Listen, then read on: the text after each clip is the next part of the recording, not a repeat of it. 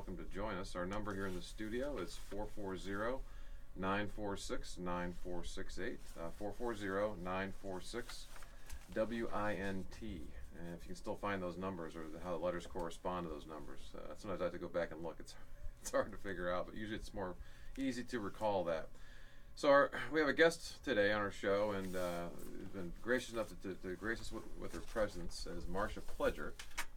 Many of you here locally in Cleveland may know her. She's been a reporter on the business front for a long time, and had a series that went on for about 10 years called My Biggest Mistake. And over that time, she had the opportunity to talk to about 450 entrepreneurs. And you can imagine she's very persuasive because she got those folks to open up and share their stories. And one of those entrepreneurs she interviewed was my dad. Interviewed him probably halfway through doing the series. And I remember seeing, I'm sure many of them did too. He had a plaque of it in his office and kind of put it on his walls. It was like a badge of honor for many of the folks to be part of that, that series. And then it eventually became a book as well. And so we've asked Marcia to kind of join us here today, and we want to kind of get a chance to kind of dig into some of those stories. But also there's some stories that maybe haven't been told, or some backstories of stuff that's kind of there. But again, she's talked to not quite as many entrepreneurs as Jack and I have, but pretty darn close, and have some good stories here to be able to share and talk about. And we thought our audience would have a lot of fun hearing some of the stories that she has to share. So we want to get the dirty secrets out of you, Marcia. Really? Those real dirty secrets that no one's ever heard about. Thanks for having me, guys. Hey, glad to have you. Really are. Just it's a big pleasure for us because you're right as they say in our wheelhouse. All right. You deal with a lot of companies that we also deal with. Maybe even some of the same ones, like Adam's dad. Yeah. So you guys have done a lot of. It feels weird, first of all, that I'm on the opposite end. You guys asking me questions. I'm used to being in the driver's seat asking questions, but I can do this. I can do this. I have to get that spotlight shine on her pretty good, Jack. Make sure it start to sweat here. Well, I had a chance to do a brief introduction for you, but if you wanted to kind of give us a little bit of background and kind of how your interest in small business came about and how it kind of evolved into the My Biggest Mistake series. Sure. So I've been a business journalist for probably 90% of my career, and I've covered a little bit of everything from corporate America to manufacturing, retail, technology, and the list goes on. And, small business has always been a passion for me, though. And I've also had long-time columns and series. The most successful one was, in terms of longevity, for sure, and readership was my biggest mistake and how I fixed it. I've also had a business etiquette column, so I've been doing this a long time. But the reason I enjoy writing about small business in general is because everybody says they're the backbone of the country, and it's true, but what does that really mean? Depends on whose definition. You guys just focus on 25 and under, you said? Correct. And that in my column tended to focus on 50 and under, but the Small Business Administration, their definition is 500. So I guess it would be the backbone. It's everybody. You need the definition, that's for sure, or else you're talking. 500 is a pretty big company. That's everybody. That's virtually all companies. But if you narrow it down to 50 employees and under, then that's still about half the country. So small business is so important, and there's not many, and then probably a third of that workforce. But it's not many. It's hard to write about small business, and so that's how My Biggest Mistake came about. Because if you think about it, with corporations. Go ahead. Yeah. When you think about it, it's hard. I told you it's not my world. Hey, you're doing fine. When you cover corporations, it's easy because, still a lot of layers, but the bottom line is there's numbers are out there, you got analysts to follow it, so you can always, they follow the industry or the companies. But when you're talking to a small business, how do you really write about it? Unless it's news that breaks, bad or good, how do you really cover a small business? And so My Biggest Mistake is an opportunity so people can learn from each other. Right. Well, you said a good point too.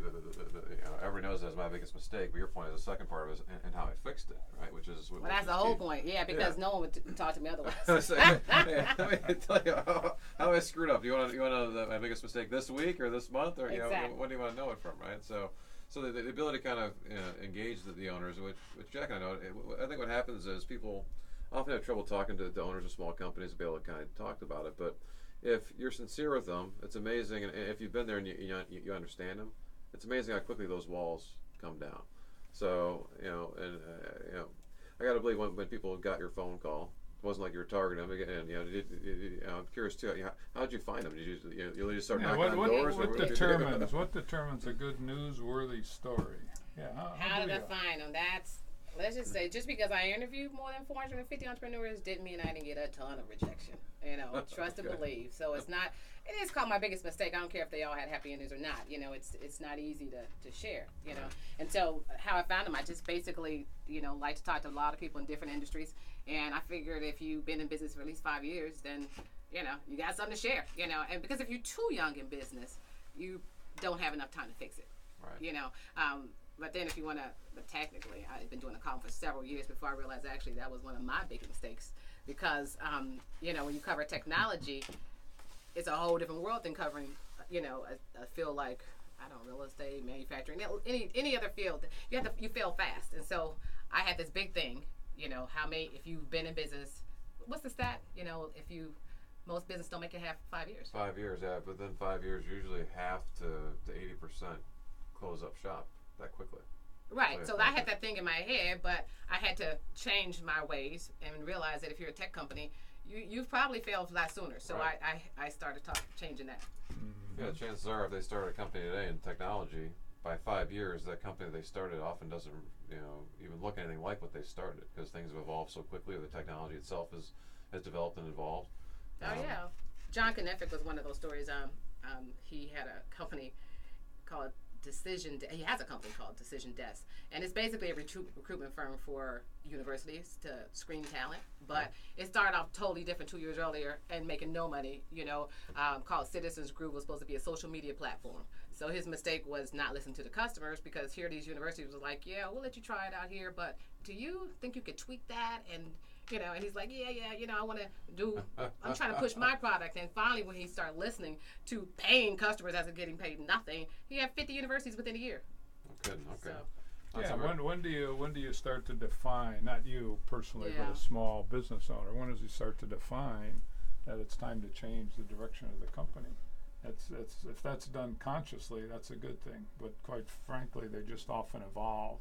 They just start out with something like we're saying, and 2-3 years later they're doing something else, and then all of a sudden it looks like it makes sense, and that's what they dig in, and that's what their company becomes. Right. Yeah, it's not unusual for the owners to really fall in love with their product or service, especially true for more of the technology related folks or engineers. Yeah. We have yet to meet, whether it be mechanical or electrical engineer. Most of them have some sort of patents. Okay. But unfortunately, from their standpoint, what happens is those patents usually get framed and put up on the wall, or they put them in somewhere collecting dust. They aren't collecting revenue dollars usually. That's the thing. It's like that's an interesting idea, but how do you make a business out of it, right? So your point said that this guy John, you're talking about. Hey, well, I know you love your product, but the market it's over here saying, hey, we'd like to pay you for this, right? Exactly. And he's going, wait a minute, wait a minute. Exactly. So we find what goes, hey, let's listen to the market, and it's often solving a problem. Yeah, it's all a problem. And it's often not as obvious as that either. But the guys say, hey, we're happy to give you money for this. Okay, so usually most entrepreneurs say, okay, well, that's what you try to figure out, especially early on. Well, what can you give away? If you can't give it away, that's always a bad sign. Right. So if I can give it away, then okay, now will somebody pay me for it? Right. So if I can't even give the thing away, okay, so that's got no value at all. Let's make sure I find something different. So market research is very, very important to be able to have. So I'm sure you probably have some common themes too. I know you and Arkley kind of touched on that a little bit in terms of some of the common themes as far as what you saw over your time, kind of writing about that. So I'd like to kind of delve into that a little bit before we hit break here. I don't know if you have one you want to kind of tease the audience with. So here's one of the biggest mistakes, couple of biggest mistakes. Sure. We'll be back one of the biggest mistakes is not planning or not thinking about the what ifs. What could go wrong. Not having a plan or trusting people too much. Okay. Or not trusting enough. Do you see the small business owner really understanding business? After you've gone through hundreds of people, you get the theme down. When you're interviewing somebody new, do they really understand business? Right. I mean, that's something we can talk about on the break as well. Yeah, we spent early on in doing our coaching thing, Marcia. We try to stay away from that P word, plan. Okay. That's one of the dirty words of business. Okay. Is plan. It's a 4-letter word people try to stay away from. Most people don't plan. Right. It's Well, you guys, I'm interested in hearing your thoughts on that because I got some stories where they could have done a little planning. Yeah, usually they have ideas or they're kind of moving. It's got to be fluid. but you got to have some kind of plan. Sure you do. You you do anyway, but they don't know it. But there's a good way to plan and a bad way to plan. Right. Yeah, I don't know if we're hardwired this way, or that people somehow picked it up as part of their growing up, that they figure, well, if the plan's not going to be right, what's the point of doing it, right? Because we said, well, we never put together a plan that's been exactly right. But it's your best thinking today. Right. Here's where I want to kind of go, and here's, to your point, some of the what ifs of what could go wrong. So it'll be good. When we come back from break, we'll touch on that and talk about some of those common themes that you've seen in terms of whether it be not planning enough or maybe being too trusting with folks. It'll be good to hear some of those stories. So Okay. stay